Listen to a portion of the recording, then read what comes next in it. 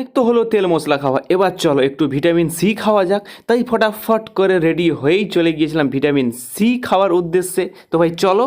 তাই হাঁটতে হাঁটতে দেখতে পেলাম এই যে সবুজ ধরনের কি যেন ফল, এই সবুজ ধরনের ফলেই নাকি ভিটামিন সি আছে। দোকানদারকে জিজ্ঞাসা করলাম, দোকানদার বলল এটা নাকি আফ্রিকার জঙ্গল থেকে নিয়ে এসেছে সবুজ ফল। তারপরে কি ধরনের একটা অদ্ভুত কাটার দেখতে পেলাম, ওটা দিয়ে কাটলো, কাটার পরে একটা পাত্রের মধ্যে রেখে দিয়ে কি যেন হলুদ হলুদ কিগুলো দিয়ে দিল, তার ওপর থেকে একটা লেবু দিয়ে দেওয়ার পর সেটাকে ভালো করে ঝাঁকিয়ে নিচ্ছিল।